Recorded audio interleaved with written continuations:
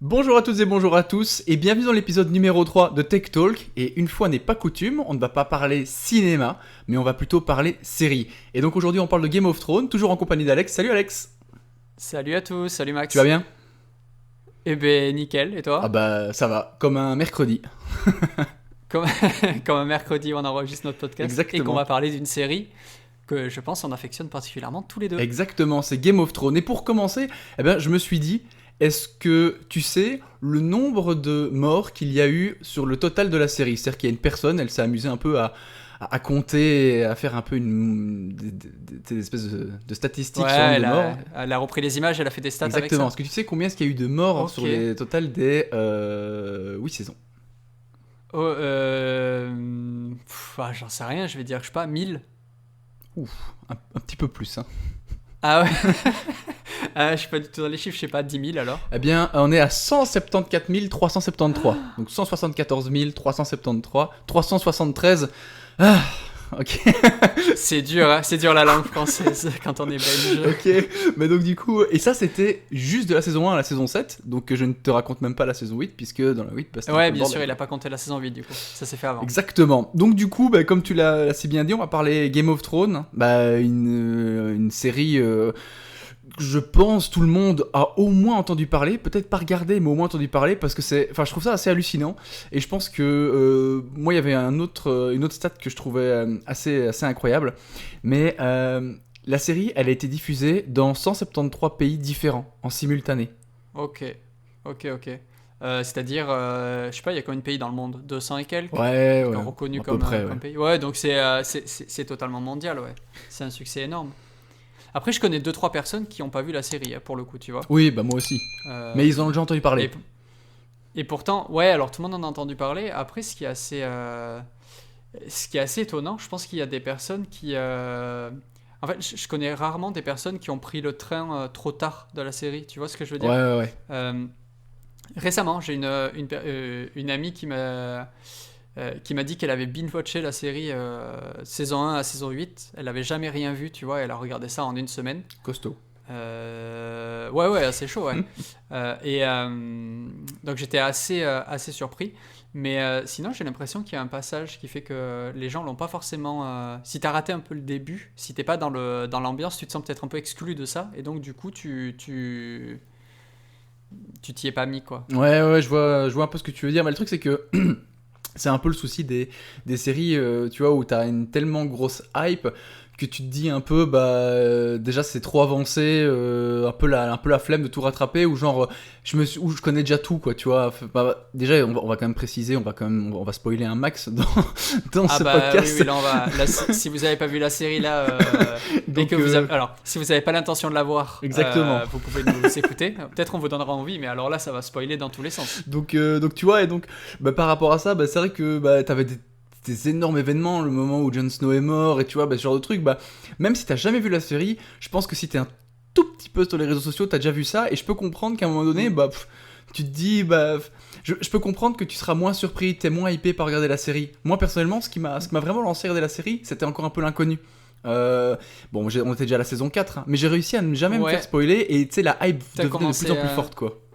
t'as commencé à regarder la saison 4 toi du coup, courant saison C'est 4 ou ça, avant la courant saison saison 4? 4. Donc j'ai raccroché au milieu de la saison 4. Ok, ok. Ah ouais, moi c'était un tout petit peu avant, tu vois. C'était ben, justement avant la diffusion de la saison 4. Ouais, Alors je crois que la diffusion devait commencer au mois de mars, il me semble, un truc comme ça, de tête, mars-avril, dans c'est cette ça, ouais. période-là. Et début de l'année, je me suis dit, enfin, courant du mois de janvier, je me suis dit, ok, j'avais jamais regardé une seule série de ma vie. Ah ouais. Donc, alors, enfin, si, enfin, des trucs genre Malcolm ou des trucs comme ça, tu vois, mais j'avais jamais suivi le truc de la hype Netflix ou comme Oui, ça. ok, oui. Donc, première série de ma vie que je regarde un peu en ayant le choix de ce que je regarde, du programme et tout ça, c'est Game of Thrones. Et je me suis dit, ok, je regarde les 3 premières saisons avant la diffusion de la saison 4. Et au bout de 2 ou 3 épisodes, je me suis dit, ok, c'est un truc de fou. C'est un truc de fou cette série, faut que je vois tout. Et donc j'ai binge-watché la série en quelques jours, en quelques semaines. Ouais. Et du coup, j'attendais de ouf la saison 4. Euh, et du coup, en fait, l'attente de quelques semaines entre, du coup, moi, le moment où j'ai rattrapé et le début de la saison 4 était déjà long. Et je pense qu'il faudra qu'on en parle après, mais du coup, l'attente qu'il y a entre chaque épisode, entre chaque saison, je pense fait aussi que la série est devenue assez historique, sans mauvais jeu de mots, bien sûr. Ouais. Mais qu'elle est devenue, tu vois, qu'elle est rentrée dans la culture populaire. Bah, je pense que, comme tu dis, bah, il y a déjà ce que tu viens de dire, et puis j'ai envie de dire que c'est un peu le début des grosses séries. En fait, pour moi, je vois ça un peu comme un trio, même si ça n'a rien à voir. Hein. Mais pour moi, The Walking Dead, Game of Thrones et Breaking Bad, ça a été un peu, pour moi, ça a vraiment été un tournant dans l'histoire des séries. J'allais le dire, ouais. Elles sont arrivées et du coup, après, on est passé des séries qui font 22 épisodes et qui durent 45 minutes à des séries un peu plus... Enfin, tu vois, un autre format de série. On ne va plus consommer la série comme on la consommait avant. Tout à fait. Sachant que après tout n'est pas exactement dans la même période quand même, parce que je pense Breaking Bad c'est avant Game of Thrones. C'est possible. Au niveau du début. Alors j'ai pas toutes les dates en tête, ça doit se jouer à 1 ou 2 ans près. Mais ouais, effectivement, Game of Thrones a joué ce rôle-là. Paradoxalement aussi, je pense que ce qui a beaucoup aidé à énormément développer la série, à la faire exploser, parce que bon, ça existait déjà depuis très longtemps, mais c'est Netflix. Et paradoxalement, Game of Thrones n'est pas une série de Netflix. C'est vrai. Donc c'est la série la plus regardée au monde, mais c'est aussi la série la plus piratée au monde. La rançon de la gloire. Je pense que ouais, c'est ça. Je pense pas, j'ai pas honte de le dire, mais quand j'étais ado que j'ai commencé à regarder la série, forcément c'était via du téléchargement illégal. Ah bah moi aussi. Après, je me suis senti un peu con parce que j'ai appris que mon père il avait un abonnement à OCS. Ah ça c'est vraiment con ça. mais voilà, et après, puis c'est une série qui nous a suivis sur plusieurs années, donc c'est aussi quelque chose qui suit notre évolution. Moi, je vois dans ma façon de regarder la série, j'y pensais avant de faire l'émission, mais en fait, ça a traduit aussi dans la façon dont j'ai changé des choses dans ma vie, puisque on a grandi du coup pendant la diffusion de cette série. Au départ, moi, je la regardais du coup, tu vois, via des sites de streaming ou des torrents, voilà, des fichiers avec des qualités un peu douteuses, et sur un écran d'ordinateur, tu vois, et je trouvais ça déjà génial. La dernière saison, même celle d'avant, je les ai regardées dans mon salon, sur une énorme télé, avec mon abonnement OCS, dans une qualité optimale. Et même la dernière saison, les 2 derniers épisodes, je les ai regardés avec des gens. C'est parti d'une expérience personnelle et tu vois, c'était une expérience que j'ai partagée après avec d'autres personnes, que j'ai regardé du coup avec 2 potes, le final où donc deux collègues de taf, tu vois, où en fait c'était vraiment notre rendez-vous du lundi. Ouais, clairement. Bon, t'as pas vu l'épisode de Game of Thrones, on se coupe des réseaux sociaux, surtout on n'en parle pas, machin, personne nous spoil et tout, tu vois, parce qu'il y en avait, il avait regardé avant d'aller au taf. Ah ouais, carrément. Donc eux, ils savaient ce qui se passait. Nous, on savait pas. Et donc c'était vraiment le truc où on sortait du taf, on allait s'acheter du popcorn et des bières et on passait notre soirée, genre on se préparait, on regardait notre épisode, après on débriefait, machin, tu vois, c'était vraiment devenu sur cette dernière saison un événement, vois, quoi. Un rendez-vous, quoi, un événement, c'est ça. Et je pense que c'est ce qui fait la force aussi de cette série, c'est qu'elle est événementielle. Exactement. Comparé à aujourd'hui, tout Netflix, ou à tout ce qui peut sortir, où tu as tout d'un coup, tout de suite, et tu peux tout regarder d'un coup, où c'est devenu un peu un pur produit de consommation, la série. On regarde, on oublie et on jette aussi rapidement, tu vois. Game of Thrones, non, tu vois. Chaque semaine, tu avais un épisode qui durait 40 minutes, 50 minutes, tu vois. Pour la dernière saison, un peu plus. Mais on te laissait mariner. Pendant une semaine, tu pouvais revenir sur le truc. Tu avais les petits débriefs de Captain Popcorn sur YouTube, tu vois, qui t'expliquaient ce qui s'était passé et tout. Enfin, tu vois, tu avais ce truc-là où, en fait, quand c'était le moment de Game of Thrones, ça devenait... pendant les 10 épisodes, donc pendant 10 semaines, ça devenait un peu cette institution. Ce soir, c'est le soir de Game of Thrones. Et après, tu avais toute la semaine pour en reparler avec des collègues et faire remonter cette hype tout le week-end et du coup le lundi, puisque ça sortait le lundi les épisodes, pour justement te chauffer et d'être pressé d'être le soir pour regarder l'épisode. Ouais, clairement. Et en fait, quand on regarde un petit peu ce que tu viens de dire avec le binge watching, en fait, où tu vraiment, en fait, Netflix, c'est un peu, je pense, qui ont quand même instauré, en tout cas, qui ont démocratisé, hein, ça c'est vraiment je balance ma série et t'as toute la saison d'un coup. Au tout début c'était genre super cool parce que tu sais il y avait un peu ce côté bah, t'étais un peu frustré d'attendre toutes les semaines pour voir ton épisode, et Netflix, ils sont arrivés, ils ont démocratisé ça. Mais au final, quelques années plus tard, on se rend compte qu'il y a une espèce de retour en arrière. Même Netflix maintenant propose aussi des séries qui sortent toutes les semaines, hein, hebdomadaires, parce qu'au final, tu consommes pas Ouais. la série de la même façon. Et c'est vrai que Game Ouais. of Thrones, clairement, on n'aurait pas du tout apprécié de la même façon la série si HBO avait sorti toute la saison d'un coup. Rien qu'en termes Ouais, de c'est spoil, enfin, je veux dire, ça, s'il y a plein de choses, c'est vrai que la façon dont tu vas consommer une série, ça va clairement impacter ta façon d'apprécier cette série. Et donc, du coup, je pense que la sortie hebdomadaire, et en plus d'avoir que très peu d'épisodes, hein, parce qu'on rappelle quand même qu'il y avait 10 épisodes pour les 6 premières saisons, pardon. Et puis après, il y a eu, je pense, donc là, 7 et c'était 6. 7 et 6. Donc, tu vois, clairement.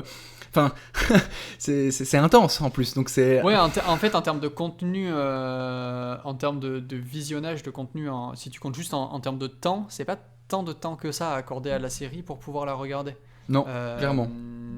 Comparé à, voilà, à beaucoup de choses qu'on peut voir sur Netflix aujourd'hui qui sortent toutes les semaines, quoi. Ah oui, oui, oui. Euh, et effectivement, aujourd'hui, s'y remettent. Après, je sais pas s'il n'y a pas un peu la contrainte. Genre, là, la série que j'ai en tête, tu vois, où Netflix il diffuse épisode par épisode, c'est Better Call Saul, donc la série spin-off de Breaking Bad. Ouais. Mais je sais pas si c'est un choix de leur part ou si c'est juste parce qu'aux États-Unis, c'est aussi diffusé à la télé. Tu vois, sur Ouais, ouais, ouais. AMC ou un truc comme ça. Enfin, je sais pas je sais plus le nom. Mais et du coup, du fait que ça soit peut-être un contrat aussi avec cette chaîne télé, sachant que c'est pas Netflix qui produit à 100%, mais c'est coproduit Ouais, c'est ça, donc ils ont avec pas une le choix, télé, tu quoi. vois, qui dans son modèle continue à diffuser épisode par épisode. Et là récemment, la dernière série qui a fait ça, qui m'a un peu surpris, mais en même temps pas tant que ça, c'est WandaVision. Ouais, sur Disney+. Si t'as regardé sur Disney+. Yes. Où, alors déjà avec des épisodes très courts, mais du coup, euh, je sais pas si Disney fait ça pour justement obliger à revenir toutes les semaines sur leur catalogue, parce qu'ils ont un catalogue qui était jusqu'à présent assez pauvre. Maintenant, ils en ont rajouté, mais c'est resté quand même au début assez pauvre. Bon, les Disney, au bout d'un moment, t'as fait le tour, quoi. Ouais. Donc, t'es obligé quand même à pas prendre l'abonnement pour un mois et après le résilier, puisqu'il n'y a qu'une seule nouveauté. Ouais, c'est ça. Donc je pense qu'il y a un peu de ça aussi, mais ça aide aussi la série t'impacte, parce que du coup tu la vois, tu la vois, tu réfléchis, tu te dis ok attends les théories pour le prochain épisode, machin, t'as la petite vidéo débrief sur YouTube par, ben, encore une fois, Captain Popcorn, je vais réussir à le dire, ou d'autres, hein, peu importe, mais tu vois, tu marines un peu dans tout ça, et tu reviens la semaine d'après pour avoir la suite. Donc Game of Thrones a fait totalement ça, et c'est arrivé, je pense, au meilleur moment où il fallait que ça arrive. Ça a relancé totalement l'univers de la série. En tout cas, de la série à énorme budget comme celle-là, ça a permis de démocratiser un petit peu le genre, parce que je veux pas non plus qu'on croie qu'avant ça, il n'y avait pas du tout de série, puisque c'est pas du tout vrai. Mais je pense qu'on y faisait moins attention. Ouais. La série, c'était le truc, c'était diffusé une fois à la télé. Voilà, tu pouvais le retrouver en streaming, tu téléchargeais ton petit truc en streaming, tu vois. T'avais toi tu regardes ça, toi tu regardes ça, ok, mais tu vois, tu t'y intéressais pas plus. Et d'un seul coup, Game of Thrones, ça a unifié un peu tout ça.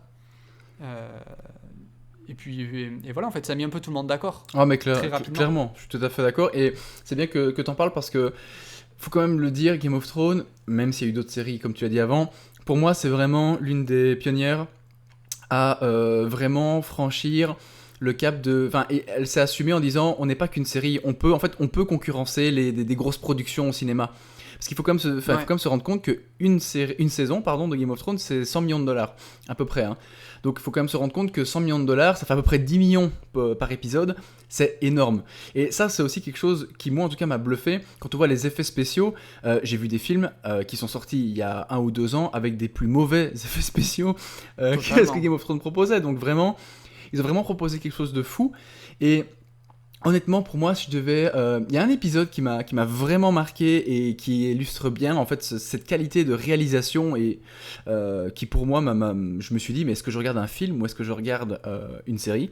C'est la bataille des deux bâtards, donc dans la saison 6. Saison 2. Non, la saison 6. Ah oui, d'accord, oui, celle-là, oui, pardon, ouais, bien sûr. Entre Ramsay et, entre Ramsay et Jon Snow. Et là, vraiment, tout à fait, ouais. la claque. Énorme, avec énormément de références au Seigneur des Anneaux. Exactement, mais en beaucoup plus réaliste. Au début de la bataille. Oui, peut-être en beaucoup moins fantasy. Exactement. Tu vois, je sais pas si c'est réaliste par rapport à une vraie bataille historique, tu vois, je suis pas assez expert pour te le dire. Mais ouais, carrément, t'as raison. Et ouais. Mais je pense que cette saison 6, maintenant que t'en parles, avec le recul, moi j'ai l'impression que c'est peut-être celle qui m'a le plus marqué. En fait, bon, il y a des choses qui m'ont marqué dans toute la série. Tu vois, au fil des épisodes, il y a énormément d'éléments impactants. Oui. La fin de la saison 1 avec la mort de Ned Stark, c'est un choc énorme.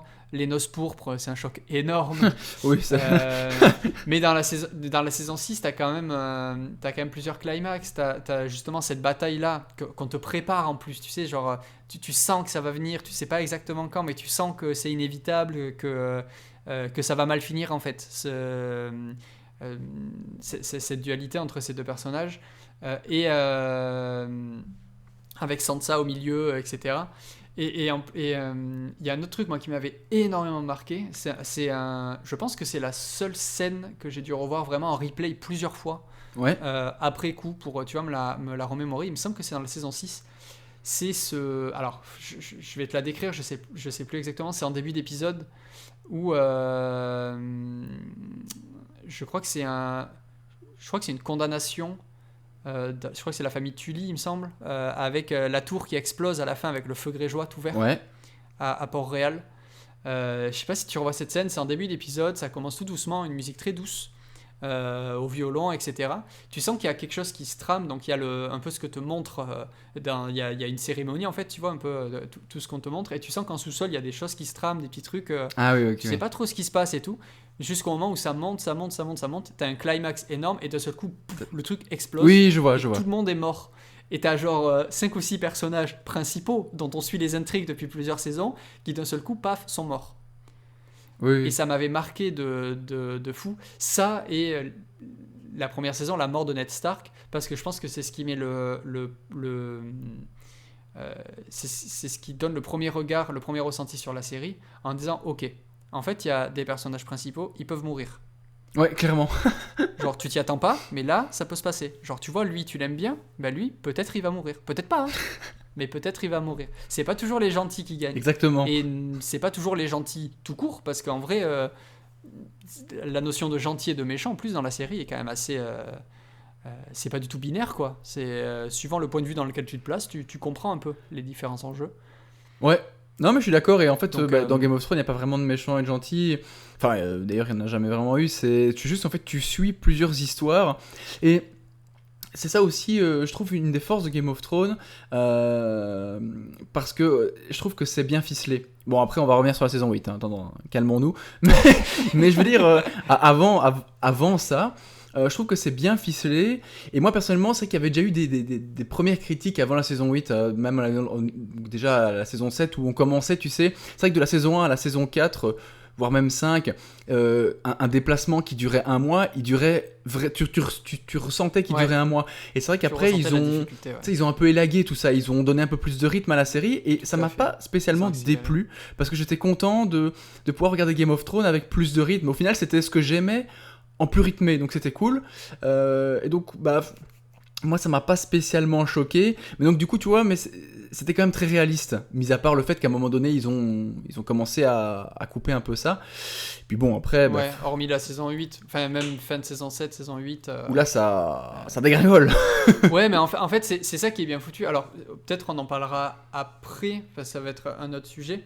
Je voulais juste revenir sur du coup, ce qu'on disait... sur ce qu'on disait juste avant. Mais du coup j'ai oublié ce que je voulais dire, c'est con quand même. Ça arrive à tout le monde. Non, on parlait des scènes impactantes, de Ned Stark. Oui, voilà, c'est ça. En fait, c'est le nombre énorme d'intrigues qui fait que je pense que si t'as pas pris ça un petit peu au début sur les premières saisons, t'as peut-être beaucoup de mal à t'y mettre aussi un peu après parce que tu te dis, ouais, il y a trop de personnages, il y a trop de trucs, je vais jamais y arriver, je vais jamais suivre, etc. Ouais. Donc t'as un nombre qui est quand même assez énorme d'intrigues en parallèle sur des personnages, pour certains, qui ne se croisent jamais. Genre, je crois qu'il faut attendre vraiment la dernière saison pour avoir dans la même scène Daenerys, Cersei et Jon Snow, alors que c'est vraiment un des personnages ultra principaux dans tout le long de la série, tu Ouais, vois. clairement. Et finalement, ils se croisent quasiment jamais, voire jamais pour certains. Euh, donc, t'as toutes ces intrigues en fait, et c'est quand même bien foutu parce que t'arrives bien à suivre où en sont chacun des personnages. Tu vois, moi j'ai beaucoup de mal avec des séries style, tu vois, ce qui a remplacé un peu Game of Thrones après, c'était Westworld. Ah, j'ai pas regardé Westworld. Pareil sur HBO, tu vois. Mais en fait, c'est le truc où si tu commences à être déconcentré un tout petit peu, allez, c'est fini. Tu vois, t'as plus le truc, tu suis plus, faut trop taper l'épisode, machin. Et même quand tu suis, au bout d'un moment, tu satures, tu vois. Ouais, ouais. Alors que pourtant, il y a un vrai public pour ça, parce qu'il y en a qui trouvent que c'est la meilleure série du monde. Et ben ok, pourquoi pas, parce que je pense que ça leur parle, ils sont vraiment en recherche de ça. Mais Game of Thrones, sous des airs très compliqués, c'est quand même assez compréhensible. Euh, Ça reste quand même aussi assez accessible à un public. Alors, pas à n'importe quel public, bien sûr, parce que ça reste ultra violent d'un côté et assez, entre guillemets, érotique de l'autre. C'est quand même, mais c'est ce qui a fait aussi le succès, le charme de cette série. Mais voilà, c'est des histoires, c'est une histoire qu'on arrive quand même à suivre assez facilement, je trouve, quand on est bien plongé dedans. Et je pense que si tu vois, j'avais un petit conseil à donner à ceux qui l'ont pas encore vu, qui voudraient le voir. Bon, déjà trop tard, vous êtes tous spoilés. Ouais, c'est un peu con là. Tu vois, ça serait de dire regarde les 2-3 premiers épisodes. Si vraiment ça te plaît pas, que tu rentres pas dans l'univers, ça sert à rien de forcer, tu vois, ça va pas te plaire. Ouais, clairement. Mais il te faut 2-3 épisodes pour bien rentrer dedans, dans le rythme aussi, c'est un rythme très lent, comme tu dis, les déplacements sont lents, etc. Et une fois que tu as passé ce cap, que tu t'es habitué à ce rythme, ça passe beaucoup mieux, on est habitué. Et puis bon, ben maintenant, t'as plus besoin d'attendre une semaine entre chaque épisode, donc ça va beaucoup plus vite pour les regarder quand même. Ah oui, bon, t'auras moins l'effet de surprise par contre. T'auras l'effet de surprise, mais je pense qu'il sera moins impactant. Ah bah oui, oui, clairement. Il y aura toujours des choses auxquelles tu t'attendras pas, mais il y aura moins d'impact. On va moins te laisser en mode ok, t'as vu ça, et bien maintenant tu vas attendre 1 an pour avoir la suite. Ouais, c'est ça. T'es merde de toi. C'est ça, c'est ça. Mais ouais, et du coup, et c'est vrai que en fait, le fait qu'il y ait plein d'intrigues, et puis ce qui est aussi sympa, c'est que le fait d'avoir plein d'histoires et plein d'intrigues différentes, je trouve quelque chose de très important aussi, parce que je reste un traumatisé de Lost. C'est très important à préciser, et je pense qu'il y a beaucoup de gens qui se reconnaîtront là-dedans. C'est que il y a beaucoup d'intrigues, mais il y en a pas trop. Première chose, déjà, je trouve, j'ai pas l'impression qu'il y en a trop. Et c'est bien rythmé et c'est bien varié aussi. Dans le sens où tu as des intrigues plus politiques, des intrigues plus fantastiques aussi. Ouais, tout à fait. Et c'est vrai que c'est bien rythmé. On a quand même, chaque saison apporte son lot de réponses et son lot d'interrogations. Et encore une fois, si on met à part la saison 8, encore une fois, on a quand même des réponses et on s'ennuie pas. Et on est content on est content parce qu'on a pas mal de réponses. Mis à part vraiment la grosse interrogation des marcheurs blancs, où c'est vrai qu'il y a eu beaucoup de frustration par rapport à la saison 8, le reste du temps, au final, t'as eu des intrigues qui étaient politiques, qui se règlent dans la saison 3, dans la saison 4, et voilà, c'est rythmé, quoi. Et ça, c'est pas mal. Tu termines, en fait, ils arrivent toujours à boucler quelque chose et à commencer une nouvelle chose, à commencer une nouvelle intrigue, alors qu'on soit au milieu de saison, fin de saison, etc. Mais il y a très peu de sujets, je trouve, où on te laisse sur le carreau. Hormis quand tu arrives à la dernière saison. Mais je pense qu'on va se mettre à en parler de cette fameuse saison 8. Il va falloir démystifier ça. mais c'est ça, en fait, tu as beaucoup d'intrigues. Chaque personnage a ses enjeux, ses intrigues, etc. Des fois, ça se recoupe avec d'autres personnages. Des fois, tu as des personnages d'un truc qui finalement vont dans l'intrigue de l'autre, etc. Parce que tu vois, c'est tous ces jeux de pouvoir qui sont assez intéressants. Mm-hmm. Mais tu sais qu'au final, tu as une menace plus grande qui plane au-dessus de tout ça. Tu sais, tu te dis, au bout d'un moment, ils vont forcément tous être obligés de se parler, d'aller ensemble, sinon ils vont tous être morts de toute façon. Ouais. Donc, tu attends quand même ce moment.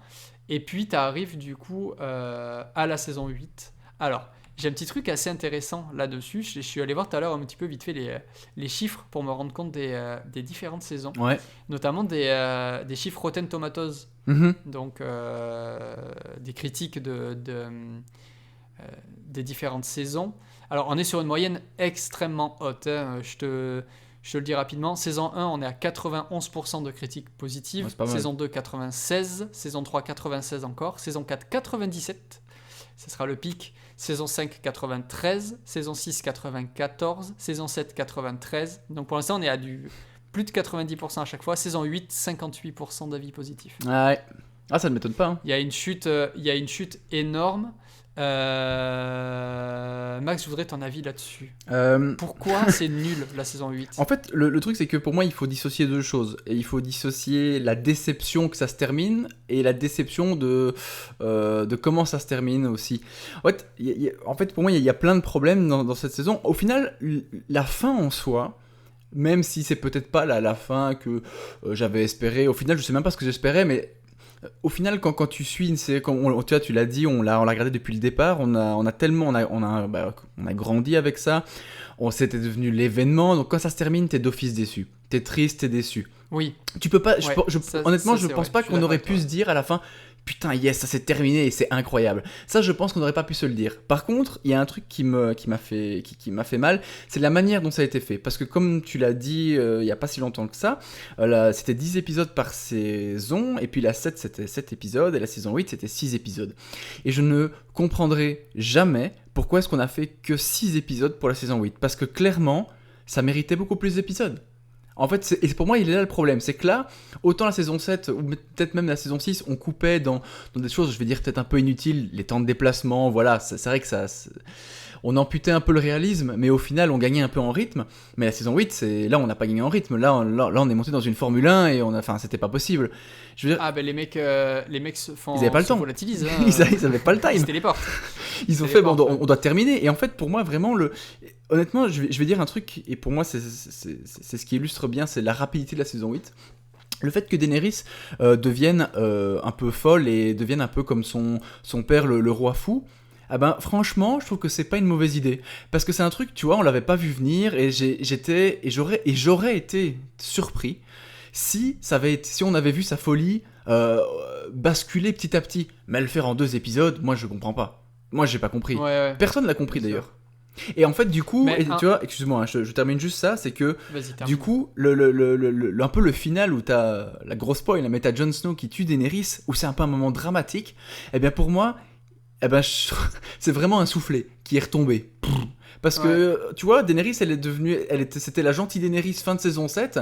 Elle devient pas sympa à la fin de la saison 3 ou saison 4, à la fin de l'épisode 3 ou épisode 4, quand il tue les marcheurs blancs. Et puis, 2 épisodes plus tard, on tue Daenerys. Enfin, tu vois, c'est mal amené, je comprends pas ce qui se passe, quoi. Ouais, je comprends. Je trouve que tu as dit un truc très juste au début, c'est d'arriver vraiment à dissocier la déception de la fin d'une série et la déception de la saison en soi, ou du fait que la fin ne corresponde pas à ce qu'on veut. Ça, c'est une chose. Qu'on soit déçu, que ça soit terminé, c'est une autre chose. Mais que cette fin soit nulle, tu vois, ça c'est une troisième chose. Et je vais faire un petit parallèle, puisqu'on le fait depuis le début, mais avec Breaking Bad. Breaking Bad, quand ça s'est terminé, moi j'étais déçu. Ouais. J'étais pas satisfait j'étais pas d'accord avec cette fin là, tu vois. Avec le recul, je me dis que c'était trop bien, mais j'étais pas d'accord avec cette fin là. Par contre, je l'ai trouvé ultra appréciable. Je me suis dit, ouais, c'est grandiose. Ouais, clairement.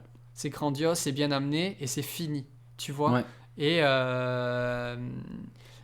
là, dans Game of Thrones, je trouve.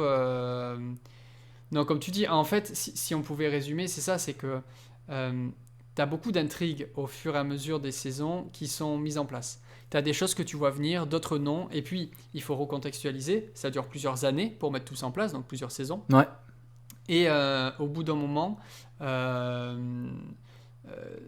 si tu veux, il y a plein de petits éléments qu'on met ensemble, qu'on dit ok, en fait, ça va se terminer comme ça, etc. etc. Avant la saison 8, je pense qu'il y avait une attente qui était énorme. Ouais, c'est vrai. Tout le monde personne savait là où ça allait aller. Chose quand même importante à dire aussi, Game of Thrones c'est basé sur des livres. Mhm. La série elle est plus vite que les livres, c'est-à-dire contrairement à Harry Potter, il n'y a pas genre le dernier épisode qui est sorti après le dernier livre, on connaissait pas la fin, c'est-à-dire que les showrunners sont allés plus vite que l'auteur. Mhm. Donc l'auteur leur a dit la fin, leur a expliqué, leur a donné les éléments pour terminer la série. Chose qui est assez importante, c'est que du coup l'auteur, même s'il n'a pas terminé tous ses livres, aujourd'hui sait comment ça va se terminer. Donc quand tu commences à faire une série comme ça, quand tu commences à produire, à écrire cette histoire, tu connais la fin. Ouais. Donc tu sais où tu vas. Ça c'est important, à la différence de Lost par exemple. Ouais. Où Ouais. les mecs... J.J. Abrams, il s'est perdu, on en se dit, chemin. on va faire, ou la Casa des Papel. Aussi. Faut rester Ouais, sur et encore que la produit Casa de Papel, je consommation pense que pour moi, ça Netflix, c'est le tu vois. syndrome de la suite de trop, tu vois. Ouais, ça on fera peut-être un épisode spécial sur ça. Mais du coup là il y a un truc où tu te dis ok, donc là on arrive, il faut qu'on rush parce qu'il faut qu'on termine ça, il faut qu'on termine ça, il faut qu'on termine ça, il y a trop d'intrigues à terminer et ça va trop vite. Et en fait là où je suis extrêmement déçu c'est et même pas d'accord, c'est les marcheurs blancs. Mec, les marcheurs blancs, Ah, ils ont été souillés. c'est la première scène de la première saison, c'est une menace plane. La série commence comme ça quand même. C'est le premier épisode, une Ouais. menace plane. Vous allez tous vous faire niquer. Ça dure un épisode. Ouais. C'est quand même. Ah, c'est chaud. En termes de taux de déception, c'est énorme. Alors oui, la bataille, elle est exceptionnelle. Elle est très bien, la Oui, bataille. C'est la plus grande bataille, la plus longue bataille jamais filmée à télé, cinéma compris, etc. Le plus gros budget, je sais pas quoi. Oui, ok, d'accord, j'entends. Mais déjà, les couleurs sont moches, on voit rien. L'épisode était ultra mal étalonné, je sais pas si tu te Oui, rappelles, si, mais si, vraiment, si. tu ne vois rien de la bataille. Tu sais que j'ai réglé ma télé, je me suis dit attends j'ai un problème, il y a trop de luminosité dans mon appart. Non, mais on a Donc, tous eu pareil. Déjà, hein. déjà il y a ça, et puis c'est fini, c'est tout, Ouais. c'est que ça, c'est tout. Attends, les mecs, la saison d'avant, il a tué un dragon pour l'avoir avec lui, et avant, c'était une menace, genre tout le monde avait peur et tout, et en fait, genre en une bataille, et avec une gamine qui plante un couteau, une gamine qui est exceptionnelle, Arya, et c'est fini. Et la guerre, elle est finie, et ils explosent tous. Ouais, je suis Je me d'accord. dis, c'est trop facile. Non, mais je suis. C'est pas, je suis c'est pas d'accord. possible, tu vois. Et après, tu te dis, et après quoi? Et après, en fait, tout ce qui se passe, il reste 3 épisodes. Il en reste après. 2 même, En je fait, pense, ils sont non décevants. Je pense que. C'était l'épisode 3. Ah, c'est peut-être bien l'épisode. Non, t'as raison, il en restait bien 3, quoi. Et tu te dis, mais qu'est-ce que tu veux qu'il se passe derrière? Et derrière, on te vend une Daenerys. Non, en fait, elle est devenue folle comme son père, machin. Elle est a plus attaqué méchante tout que le la monde avec le méchante. dragon. Ouais, c'est ça. Et en fait, Jon Snow, machin. Mais en fait, tu te dis, mais c'est nul. Ouais, non, mais je suis d'accord. Mais en fait, on voulait. Ou alors, enfin, on veut bien cette fin, mais préparez-nous tout ça. Là, vous nous avez vendu. Tu sais, c'est comme si on avait, genre, je sais pas, l'épisode 1, comme on l'a, tu vois. L'épisode 2, t'as Ned Stark qui meurt. Et l'épisode 3, t'as son fils pour se venger. Il est bloqué à un pont et il y a les noces pourpres, tu vois. Ouais, non, mais c'est ça. En fait, mais en fait, Tu sais, ça irait beaucoup trop vite. Mais en plus, alors là, si je dis pas de bêtises, c'est que en fait, je pense que tout le monde était prêt à faire une saison en plus, ou en tout cas à faire des épisodes en plus. Mais si j'ai bien compris l'histoire, il y avait une histoire que c'est ces deux frères qui ont réalisé la série, et que ces deux frères-là, ils étaient engagés dans un truc pour Disney, pour une série Star Wars, et donc du coup, ils devaient se dépêcher parce qu'après, ils devaient la commencer. Alors bon, après, est-ce que C'est ça. Mais donc du coup, ils ont vite terminé pour commencer la série Star Wars, qui au final a été annulée, hein, précisons-le. Il devait réaliser les prochains films Star Wars. Ah, c'était les il me films. semble. Enfin, en tout cas, il y je avait crois que un c'était énorme les projet prochains derrière, mais je pense que, et bon là, je ne suis pas sûr à 100%, mais que tout le monde était prêt à continuer la série. Et en fait, pour moi, limite, la saison 8, elle aurait dû se baser que sur les marcheurs blancs. Et soit après, tu refais 6 épisodes derrière où tu ne fais que l'intrigue politique, l'intrigue Mais oui, du mais trône. carrément, mais carrément. Ou alors tu refais une saison derrière, enfin, tu fais quelque chose, parce que, et il y a aussi une autre chose qu'on n'a pas parlé, mais qui m'a choqué, c'est que, tu vois, on a dit la série, elle était bien ficelée, elle était bien faite, et ben je trouve que la saison 8, elle est bourrée d'incohérences, mais tu t'en bouffes. Tout à fait, ouais. Par exemple, et je vais donner un exemple qui pour moi m'a marqué, c'est... j'ai oublié comment ce qui s'appelle, c'est le mec le mec qui arrive avec ses bateaux et qui va aider Cersei là. Ouais, un peu le fou, là, oui, bien sûr. Iron. je Ouais, crois. Iron, voilà. Lui, c'est un. En fait, donc, je crois que c'est l'épisode 4, hein, justement. Il a une arbalète, il tire une flèche, il tue un des dragons de Daenerys. Point, terminé. Voilà. Donc, à la limite, alors, du coup, à la limite, tu te dis, bah, ok, bah, voilà, c'est le mec, enfin, la flèche est puissante, ça tue un dragon. Très bien. Donc, elle perd son deuxième dragon. Et puis, t'as la scène dans Port-Réal où là, il y a une vingtaine, trentaine, quarantaine d'arbalètes de exactement les mêmes, et là il y a pas une flèche qui touche le dragon. Mais il faut arrêter de se foutre de ma gueule quand même. Ouais, je vois. En je fait, vois ce que tu veux dire. et tu vois, du coup, et pour moi ça décrédibilise toute la série. Pourquoi ? Parce que t'as l'épisode 4, je pense, en tout cas l'épisode où on lui tire une flèche et on se rend compte que le dragon n'est pas si puissant, ou en tout cas il a des points faibles et il peut être tué. Donc en fait, tu sais, c'est un peu comme si sur un niveau de 1 à 100, il est mis à un niveau 10, tu vois. Et puis après, dans l'épisode juste après, on le met en boss ultime niveau 3 millions, quoi. Tu vois, genre le mec, il est intuable. Et voilà. Et ça va trop vite, il n'y a pas d'évolution par rapport à ça. Mais moi, un autre truc, une autre incohérence, tu vois, enfin incohérence, en tout cas, un truc qui m'avait choqué, c'était juste avant, c'était dans la saison 7, ce moment où ils vont de l'autre côté du mur. Donc c'est un peu l'équipe, un peu les Expandables, tu vois, qui vont de l'autre côté du mur, affronter les marcheurs blancs et tout. Et tu sais, ce moment où ils sont attaqués, ils se retrouvent sur un petit îlot Oui, tout à fait. autour de l'eau, tu vois. Et du coup, ils attendent. Ouais. Et grosso modo, il se passe une nuit, et le lendemain, t'as Daenerys qui arrive avec les dragons qui défoncent tout le monde. C'est là où elle perd un dragon, etc. Ouais. Et tu te dis, mais attendez, 2 secondes là. Vous allez me dire qu'en fait, en une journée, Daenerys avec son dragon, il va vite, hein, peut-être, hein, là, je remets pas en cause, tu vois, la vitesse. Mais tu vas me faire croire qu'elle a traversé tout le continent, parce qu'elle est quand même tout en bas du continent. Le mur, il est tout au nord, elle est tout au sud. Elle a fait l'équivalent en une journée, à peine, hein, parce que non, c'est même pire que ça, c'est qu'il y en a un qui lance un signal avec un oiseau, je crois, un truc comme ça. L'oiseau, il va jusqu'à Daenerys, donc elle reçoit le message et elle fonce au truc. Donc en fait, en une journée, t'as le temps de faire l'aller-retour, chose que les personnages font normalement en 4 saisons, quoi. Ouais, c'est ça. Alors j'exagère un peu, mais enfin, en une grosse saison bien longue. Là, tu te dis, il y a, il y a peut-être un souci, tu vois. Et en fait, c'est même pas de dire ils sont allés trop vite, c'est juste que c'est incohérent, parce que si t'allais moins vite, pourquoi pas, tu vois, mais en fait ils seraient morts 1000 fois. Ouais. En fait ils sont vivants que parce que elle a réussi à faire ce chemin et à arriver assez rapidement pour les sauver. Bah d'ailleurs, en plus, Donc, t'as le marcheur blanc qui, tu sais, commence à créer une espèce de pic en glace et il les lance seulement après X temps, tu sais pas pourquoi en fait, enfin c'est bizarre quoi. Mais voilà, puis t'as ce truc, la fin de saison 7, ils arrivent, au début tu te poses pas trop de questions, mais ils arrivent sur le mur, et en fait du coup ils attendaient d'avoir un dragon pour détruire le mur. Ouais. Mais genre ils pouvaient pas juste prendre un bateau et faire le tour par l'eau, et c'est tout. Tu vois. Donc ce qui était vachement cool dans tout ça avant, c'est qu'en fait toutes ces questions on se les posait. Et puis t'avais toujours ce truc de dire non mais attends, parce que là on a parlé d'un truc magique en fait en saison 2, donc peut-être qu'en fait ce truc magique on va découvrir que c'est tel personnage qui le possède, donc c'est pour ça que les marcheurs blancs ils peuvent pas passer le mur, même s'ils le détruisent en fait ils pourraient pas machin ça. Et en fait non. Genre toutes ces théories là, tous ces trucs où on a essayé nous-mêmes de trouver de l'incohérence au fil des saisons, au final ils arrivent à la fin, ils font ah non c'est juste non ils y avaient pas pensé, ah le bateau, ah ben non ils savaient pas. Genre mais pourquoi t'as attendu d'avoir un dragon pour tout défoncer, tu vois, enfin, ouais. Non mais c'est des, j'ai envie de te dire c'est des détails, mais c'est pas des détails, c'est des petits moments dans la série, mais en fait c'est ces petits moments qui petit à petit en fait s'accumulent en saison 8, vont beaucoup trop vite, et du coup la série retombe comme un soufflet, et elle perd vachement de sa superbe. Non mais je suis d'accord, et je dirais que pour terminer avec cette saison 8, il y a un truc, tu vois, par exemple, tu vois, il y a des bonnes choses, hein, tu vois, il y a un truc qui au final était super bien, mais tu vois, ça a tellement été occulté par toutes ces incohérences, ces choses moins bien, c'est... bah, tu vois, le mec qui est revenu à la vie au moins, je sais pas moi, 10 fois, là, à qui lui manquait un œil. Ouais, tout à fait. Et tu vois, en fait, et à un moment donné, dans la saison 8, en fait, il se sacrifie pour sauver Arya parce que c'est elle qui va tuer le chef des marcheurs blancs. Ça, pour moi, ça c'est super beau. Ça, c'est super bien amené. Enfin, je trouve ça pas mal, tu vois. Mais le problème, c'est que t'as ce truc de destinée. C'est ça, ouais. Quand, tu vois, t'avais ce côté mystique. Pourquoi est-ce que le dieu le ramène à la vie tout le temps, etc. Pourquoi ? Et en fait, c'était pour ce moment. Mais au final, t'as tellement d'incohérences que t'oublies des trucs comme ça, et c'est pour ça qu'on regarde Game of Thrones, c'est pour ce genre d'anecdotes, pour ce genre de choses.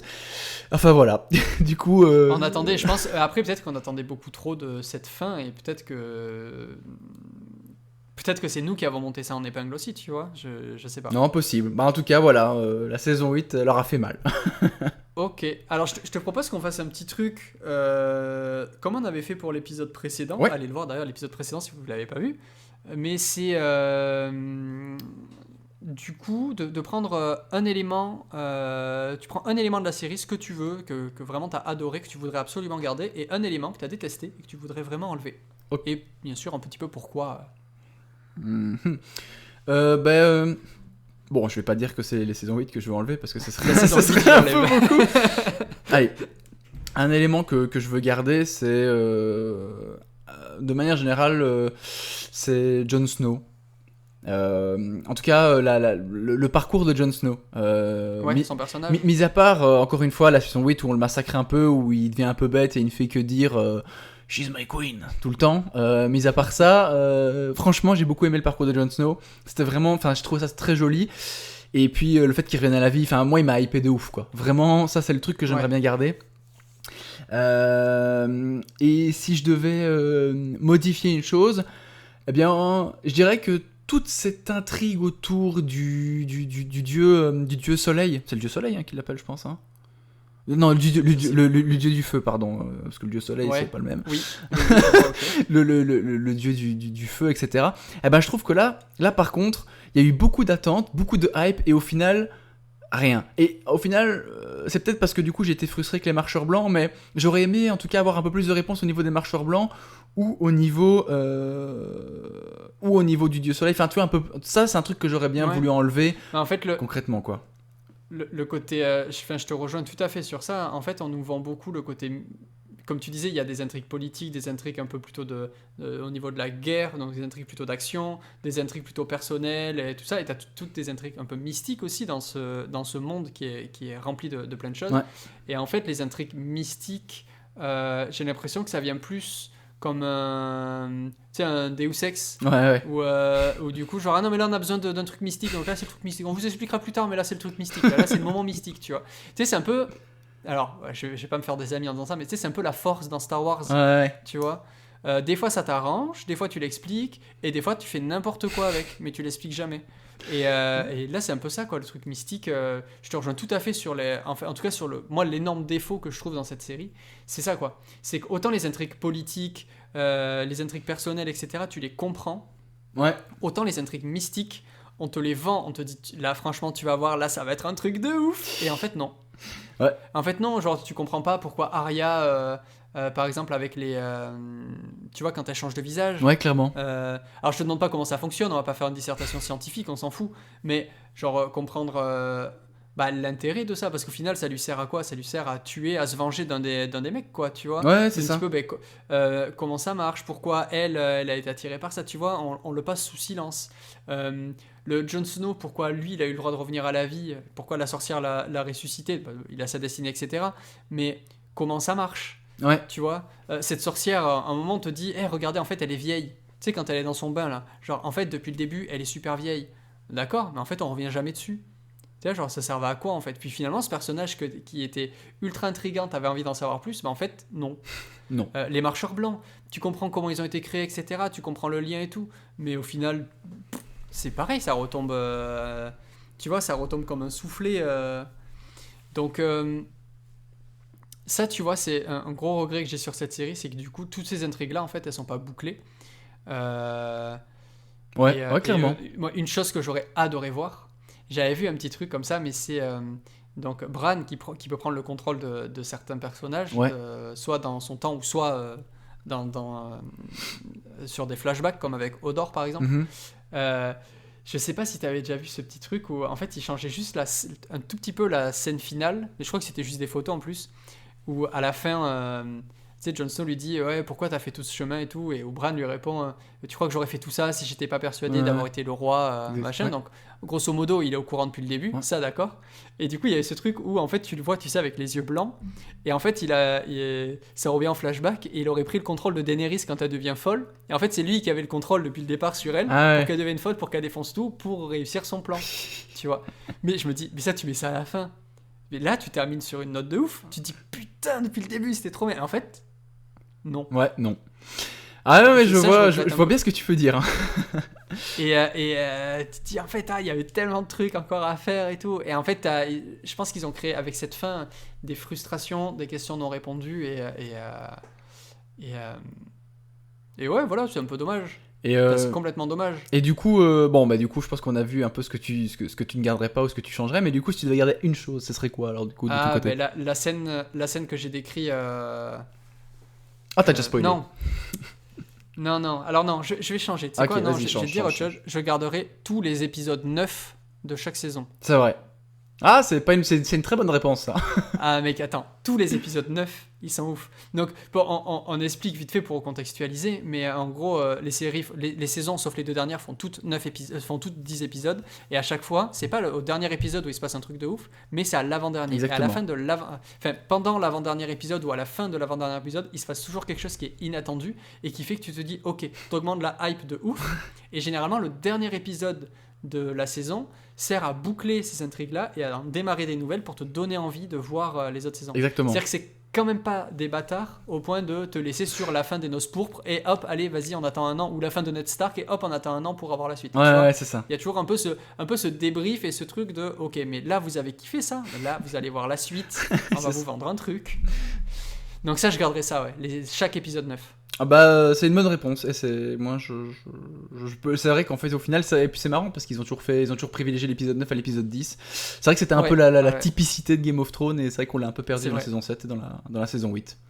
Parce qu'il n'y avait pas d'épisode 9. Exactement. Et c'est peut-être pour ça le problème, hein. Ils ont pas fait assez d'épisodes. C'est peut-être ça le problème de Game of Thrones. Il manquait un 9ème épisode. Bon, enfin, toujours est-il que, c'est vrai que l'auteur, hein, George R.R. Martin, a vraiment fait quelque chose de superbe. J'avais commencé à lire les livres, mais je m'étais pas tant que ça accroché. Je sais qu'il y a beaucoup de choses qui se ressemblent, mais il y a aussi pas mal de différences, et c'est ça la force, hein, au final. Il faudra voir comment est-ce que la fin est amenée dans les livres. Ça sera sûrement pas de la même façon. En tout cas, je ne doute pas du fait qu'elle sera mieux amenée. Ça, il y a pas de souci. Mais voilà. Bah du coup, je pense qu'on a bien parlé de Game of Thrones, hein. Oui. Voilà. Ouais, on a bien fait le tour. Après, on pourra en parler pendant des heures et des heures, mais. Bah oui, et puis de toute façon, c'est vraiment en demi-teinte, hein, une très bonne série qui a apporté plein de choses, mais qui malheureusement se termine mal, ou en tout cas pas de la meilleure façon, clairement. Est-ce qu'on peut dire que cette série, elle a le syndrome de pas la suite de trop? Pas la suite. Oui, exactement. Tu as raison. Tu vois, la série où en fait il manque exactement. la dernière saison. Non, mais je suis tout à fait d'accord. Il manque une saison. Ou d'habitude, tu fais une série, enfin tu fais une saison et en fait tu vois ça marche et du coup les showrunners, enfin la production va payer pour faire une saison 2, 3, 4, 5 pour continuer. Ouais, tu fais des saisons de trop. Eh bien, est-ce que c'est pas l'anti Casa des Papel? Clairement. c'est l'anti beaucoup de choses, hein. La Casa des Papel est l'anti beaucoup de choses. Ouais, clairement. Mais non, je suis tout à fait d'accord avec toi. Et je pense que c'est une bonne façon de clôturer cet épisode. C'est-à-dire que c'est l'anti suite de trop. Ça manque d'une suite. Ça manque d'une suite, ouais. Mais enfin, bah écoute, merci beaucoup d'avoir répondu présent pour ce 3e épisode. Ah ben merci à toi, Max, c'était encore une fois super cool. Ouais. Et puis j'ai hâte qu'on se retrouve pour parler de nouveaux sujets, que ce soit film, série, saga, autre chose. Surprise. Importe, mais voilà. Surprise. Voilà, on instaure un suspense. Bon, en tout cas, si les gens qui nous écoutent, si vous êtes sur la plateforme comme Spotify, PodCloud, Google Podcast, Apple Podcast, n'hésitez pas à faire une review en mettant des petites étoiles, en s'abonnant au podcast, en le partageant sur les réseaux sociaux. Si vous êtes sur YouTube, évidemment, le petit pouce bleu, le petit commentaire là, parce que là, avec YouTube, on peut en plus commenter le podcast, donc n'hésitez pas à nous dire un peu ce que vous avez ressenti. Et à vous abonner évidemment à la chaîne. Le Twitter d'Alex et mon Twitter sont dans la description. N'hésitez pas à venir vous y abonner. Et puis nous, on n'a plus qu'à vous dire une très bonne journée, une très bonne soirée. Et à très bientôt du coup, hein. À bientôt tout le monde. Bon allez, salut tout le monde, ciao ciao. Ciao.